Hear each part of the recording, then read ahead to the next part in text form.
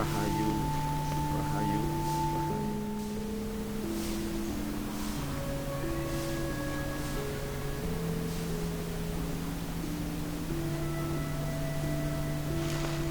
Karena daerah selatan kami ini kadang-kadang ya kestel gitu Pak. Jadi biarlah mendapatkan kelayakan gitu seorang raja seperti Mangir.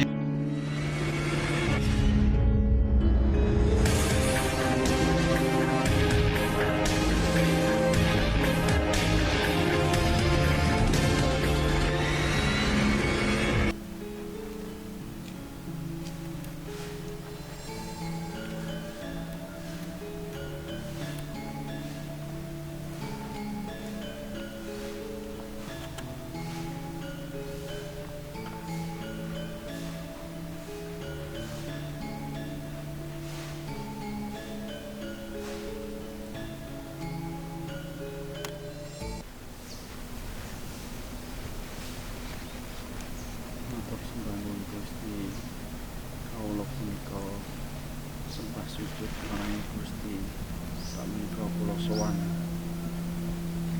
ing kraton dalem tlatah Mbah Mangir.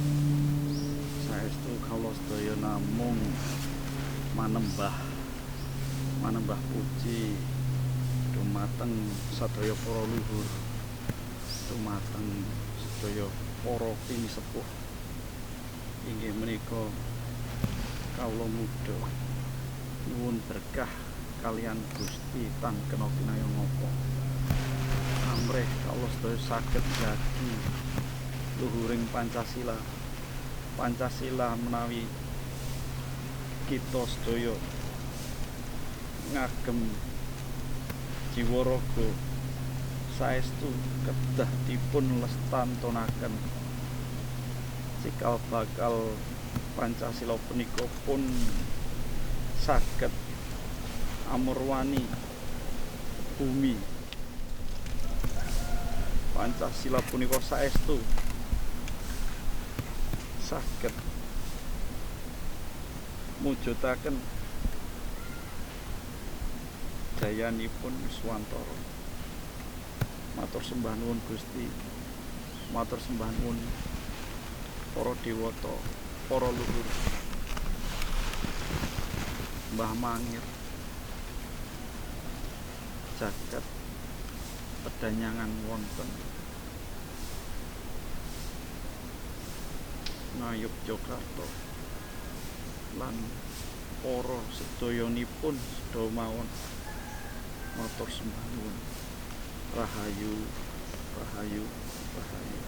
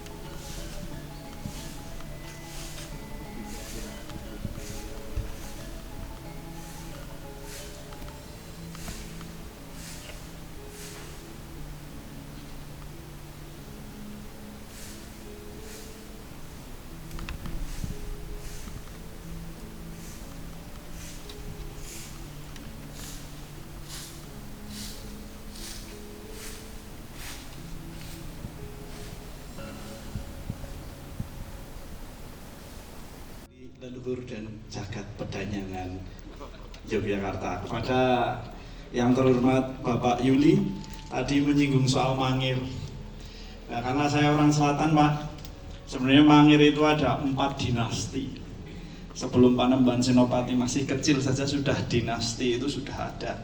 Dan tadi menyinggung Mangir Wonoboyo, dulu Megatsari itu diberikan kerajaan kecil oleh Raja Majapahit untuk menjaga sisi barat. Nah, kenapa ada Wonoboyo? Itu karena dinikahkan dengan putrinya Lembu Amisani. Nah, itu menurut yang kami dapatkan. Nah, pertanyaan saya, Pak, kami ini orang selatan dalam hati ini masih menganggap Mangir ini seorang raja. Karena sejak ibu saya, sejak simbah saya, sejak mbah buyut saya, kalau ada bledek, ada angin itu pasti gandrik kula putune Mbah Mangir. Seperti itu. Nah, mungkin Bapak Ibu yang ingat seperti itu. Cuman sekarang ini banyak pembelokan sejarah, Pak. Ada makam kosong, dikei banner, dibilang itu telik sandinya yang menghancurkan kademangan Mangir.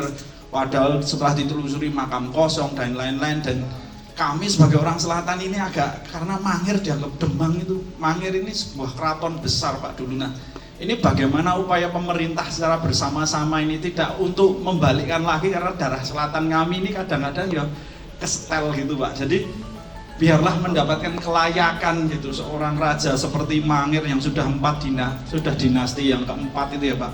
Dan desa Mangir merupakan desa tertua juga di Bantul. Dan ketika saya ada konten Jawa Kuantum, bahkan tentang Gunung Pingko juga sudah saya ungkap di sana, ada bendanya yang ketemu dan lain-lain. Dan ada prasasti di perapatan Tugu itu yang juga sudah diambil, padahal itu data otentiknya Mangir sekarang sudah hilang dan hilang, benar-benar hilang, dinamakan perapatan Tugu. Nah, bagaimana ketika saya datang ke sana, yuk banyak rumput dan lain-lain, padahal dia awal sejarah Delta Mangir itu luar biasa sekali, karena menurut Prof Manu juga awal beras diekspor ke Asia itu juga lewat daerah Ngancar situ. Nah, bagaimana Pak peran pemerintah ini bersama-sama dengan para sejarawan untuk membangun ini, tidak untuk bertabrakan, Pak, hanya melayakkan sebuah nama besar yaitu Raja Mangir. Matur nuwun. Wassalamualaikum warahmatullahi wabarakatuh. Waalaikumsalam. Terima kasih Mas. Narasi yang mungkin perspektifnya Mataram Islam, tapi bagaimana kemudian menghadirkan perspektif sejarah Mangir dari orang Mangir itu sendiri. Singkat saja karena waktu juga. Jadi kalau ditanya tempat Gunung Pingko ya, mohon maaf saya juga sebenarnya belum ke sana, tapi dari catatan yang saya lihat itu di Dukuh ngepet apa ngepet itu ya, Dukuh ngepet, terus Dukuh Tegarjo, Dukuh Soge Sanden, dan Dukuh Baran Setan. Nah, sebenarnya sekarang itu sudah tidak berbentuk gunung, tapi hanya seperti gumuk pasir yang dekat dengan pantai Samas.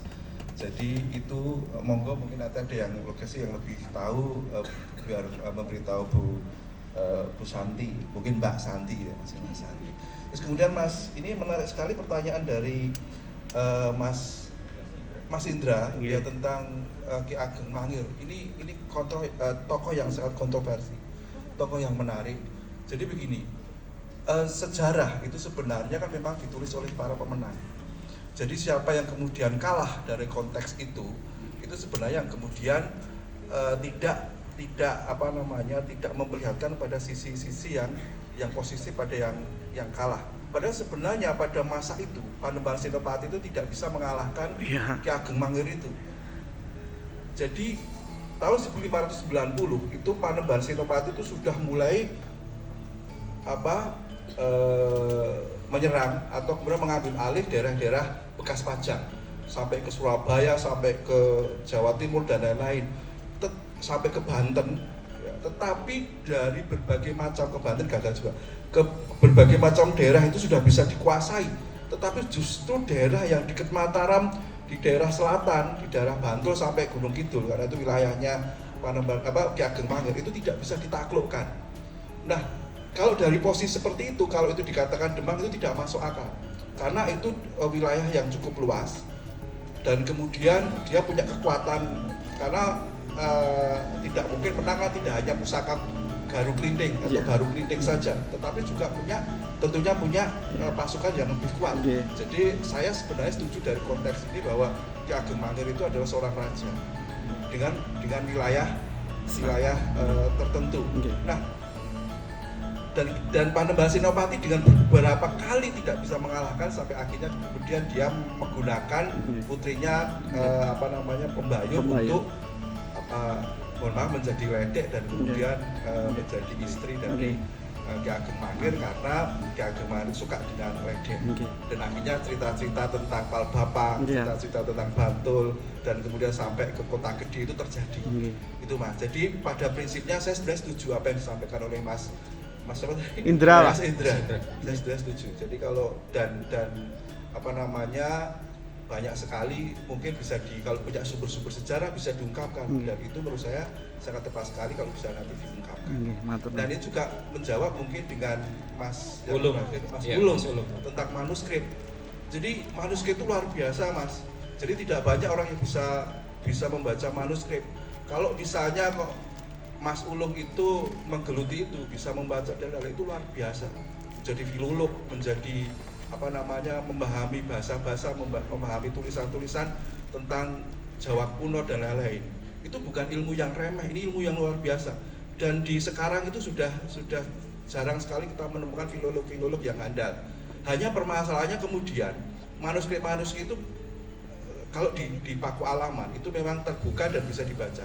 Tapi mohon maaf kalau misalnya di keraton itu memang akan sulit untuk dibaca. Misalnya di perpustakaan Widya Budaya itu manuskrip tidak bisa dibaca. Masalahnya apa? Bagi pihak keraton manuskrip itu dianggap pusaka. Jadi ya harus dibuka dengan menyan macam-macam doanya dan lain-lain, danyangnya yang nunggu itu setuju atau tidak dan lain-lain. Itu banyak sekali. Tetapi saya mengapresiasi Mas Ulung, ini ilmu yang luar biasa dan saya berharap tetap ditekuni. Terima kasih, itu aja mungkin dari saya Mas. Terima kasih, semoga terjawab ya.